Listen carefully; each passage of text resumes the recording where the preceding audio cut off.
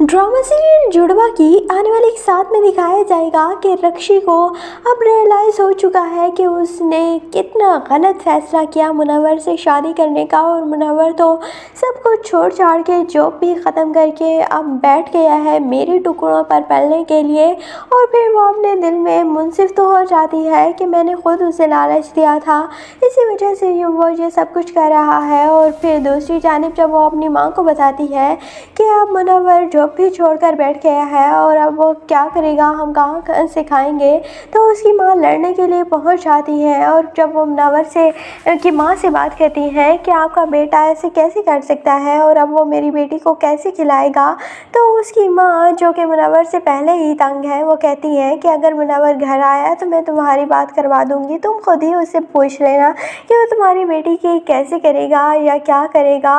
दूसरी जानिब अभी से ही रक्षी को रियलाइज़ हो चुकेगा कि मुनव्वर ही चोर है और उसने सारी ज्वेलरी उसकी चुराई है। पहले तो हो सकता है कि वो अपनी सास पर इल्ज़ाम लगाए, लेकिन बाद में उसे रियलाइज़ हो जाएगा कि ये सारे काम मुनव्वर के हैं और मुनव्वर तो एक 2 नंबर आदमी है और उससे शादी करने का कितना गलत फैसला किया था उस वक्त तो उसे सिर्फ मुनव्वर की मोहब्बत और सारा से उसे दूर करने की ही पड़ी थी। लेकिन अब जब उसकी खुद की ज़िंदगी बर्बाद हो रही है तब उसे रियलाइज़ होगा कि उसने कितना गलत फैसला किया है। दूसरी जानिब सारा और ज़हरा जो कि अपनी माँ को अब वापस लाने के बारे में सोच रही हैं और सारा ज़हरा से बहुत ही क्यूट सवाल पूछती है कि अगर तुम मामा को वहाँ पर ले गई तो फिर मेरी मामा कहाँ जाएंगी। तो ज़हरा कहेगी कि तुम्हारी मामा भी वहीं पर ही रहेंगी, तुम क्यों परेशान हो रही हो। और वो वैसे भी एक्सेप्ट कर लेंगी, वो बहुत अच्छी हैं और अब मुझे भी लगता है कि वो एक्सेप्ट कर लेंगी, वो इतनी मतलब बुरी औरत नहीं है। और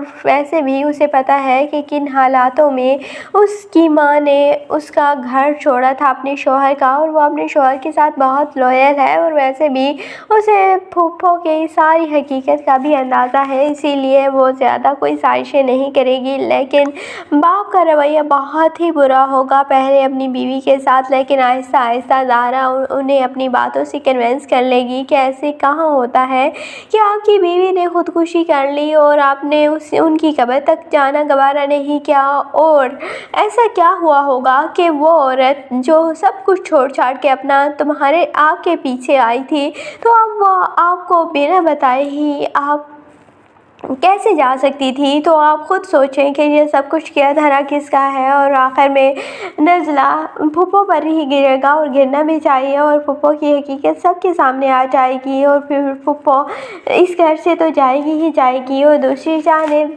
आदिल की वजह से ज़हरा कहती है कि फूफो अभी तक बची हुई हैं, वरना मैं इन्हें बताती।